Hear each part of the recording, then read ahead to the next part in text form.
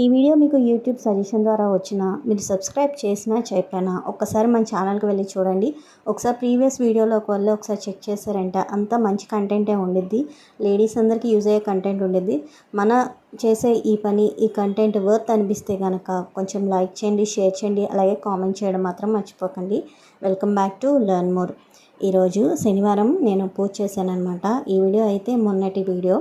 So కొంచెం late అయింది editing చేసేసరికి. పోయిన శనివారం పూజ చేశాను. మొత్తము పూజ అయిపోయాక ఆ రోజు సాయంత్రమే పూజ గది నేను కొద్దిగా అటు ఇటు సర్దుకున్నాను, కొన్ని మార్చాను. సో అవి చిన్న చిన్నవే. అంటే పూజ గది సర్దడం అనేది ప్రతి ఒక్కరికి తెలిసిందే, కానీ మనకు తెలిసిన విషయాలు కొన్ని షేర్ చేద్దామని ఈ వీడియో తీస్తున్నాను. సో ముందుగా అయితే ప్రతిసారి కింద పేపర్ వేయడము లేకపోతే ఏదైనా క్లాత్ వేయడం వల్ల అక్కడ ఏదో ఒకటి కొంచెం ఇబ్బందిగానే ఉంటుంది ఆయిల్ పడినప్పుడల్లా. అందుకని ఎనామిల్ పెయింట్ వేసేసాను మొత్తము, పూజ గదికి మొత్తము వేసేసాక ఒక చిన్న డెకరేషన్ చేద్దామనేసి ఇది తీసానమాట. సో ఇవేంటంటే మనకి బయట దొరుకుతాయి కదా, ఒక మాల్ వచ్చి 40 రూపీస్ లేదా 50 రూపీస్ ఉండేది. ఇది నేను ఎప్పుడో తీసుకున్నాను. ఇది నా పూజ గది ఎంట్రన్స్ లాగా ఎంతవరకు పట్టిద్దో అంతవరకు తీసుకొని, అంటే మెజర్మెంట్ తీసుకొని, సో అక్కడ వరకు కట్ చేసి దాన్ని మొత్తం మూడేసేసాను. ఇంట్లో చిన్న చిన్న గంటలు ఉంటే కనుక ఆ గంటలతో కొంచెము డెకరేటివ్గా చేశాను అనమాట.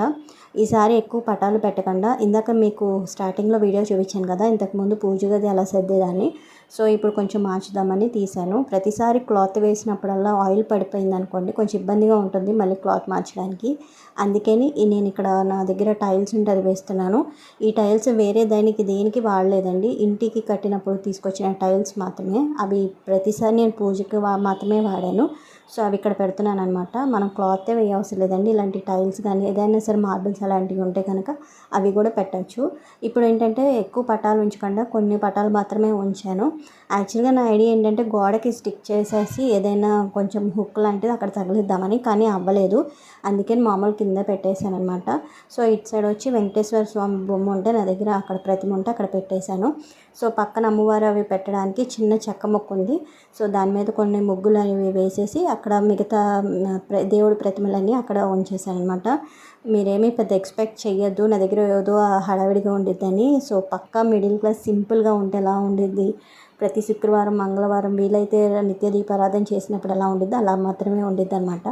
సో మొత్తానికి ఇలా అయితే సర్దేశాక ఇందాక నేను అవి రెడీ చేశాను కదా, సో దాన్ని ఇక్కడ ఏంటంటే కొంచెము మనకి హుక్ అక్కడ పెట్టేసి దానికి తగిలిచ్చేసాను అనమాట. ఓవరాల్గా తగిలిచ్చేసాక ఇలా ఉంది. సో మార్నింగ్ పూజ, ఈవినింగ్ పూజ గది సర్దడం ఇలా అయితే జరిగింది ఈరోజు. సో ఇది చిన్న వీడియోనే, కానీ మీరు పూజ గది ఎప్పుడైనా డెకరేట్ చేసినప్పుడు ఈ ఐడియా మీకు వర్కౌట్ అయ్యిద్ది. చూడడానికి కూడా బాగుంటుంది, పూజ గది నిండుగా ఉండేది కదా అని వీడియో తీశాను. నచ్చితే కనుక లైక్ చేసి, కామెంట్ చేసి, షేర్ చేసి, సబ్స్క్రైబ్ అవ్వండి. Thank you.